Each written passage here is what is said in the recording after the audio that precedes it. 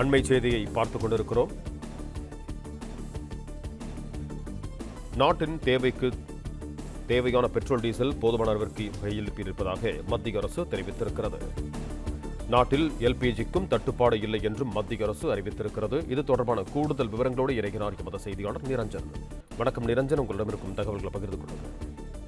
தற்பொழுது மத்திய கிழக்கு நாடுகளில் போர் ஏற்பட்டிருக்கக்கூடிய சூழலில் முக்கியமான பெட்ரோல் வழித்தடங்கள் என்பது கச்சா எண்ணெய் வழித்தடங்கள் என்பது பாதிக்கப்பட்டிருக்கிறது. இதனை அடுத்து இந்தியாவிலும் எரிபொருள் தட்டுப்பாடு நிலவுமா என்ற பலத்த சந்தேகம் இருந்து வரக்கூடிய சூழலில் மத்திய அரசு விளக்கங்களை கொடுத்திருக்கிறார்கள்.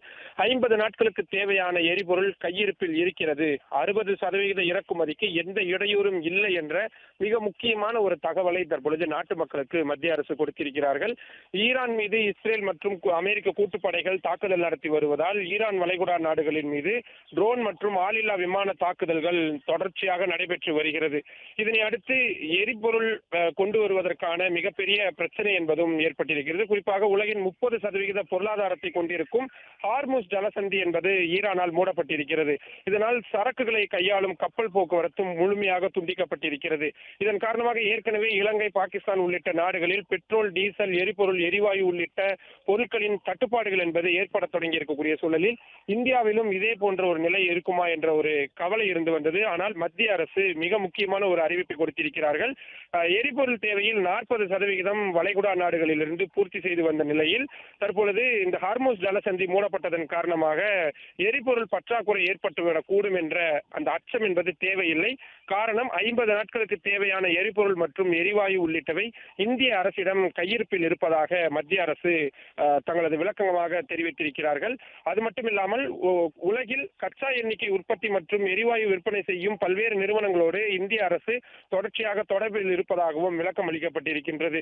ஹார்முஸ் ஜலசந்தி வழியாக 40% எரிபொருள் தேவை மட்டுமே இந்தியா பெற்று வந்ததாகவும் மற்ற வழிகளில் இருந்து 60% பெட்ரோல் மற்றும் கச்சா எண்ணெய் பொருட்கள் பெற்று வந்த நிலையில் அந்த வழித்தடங்களில் எந்த சிக்கலும் இல்லை. எனவே 60% இந்தியாவின் தேவை என்பது பூர்த்தியாகக்கூடிய வாய்ப்பு தான் இருக்கிறது. அது மட்டுமில்லாமல் மற்ற நாடுகளிலும் ரஷ்யா உள்ளிட்ட மற்ற நாடுகளிலிருந்தும் எரிபொருள்களை வாங்குவதற்கான திட்டங்கள் விரிவாக இருக்கிறது என்பதையும் மத்திய அரசு தனது விளக்கமாக கொடுத்திருக்கிறார்கள். மக்கள் அச்சப்பட தேவையில்லை என்பதையும் அவர்கள் அறிவுறுத்தலாக கொடுத்திருக்கிறார்கள்.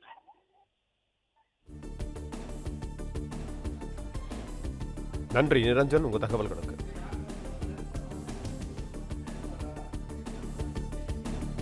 பிளே ஸ்டோர் மற்றும் ஆப் ஸ்டோரில் இருந்து பாலிமர் செயலியை QR கோடு மூலம் பதிவிறக்கம் செய்யுங்கள்.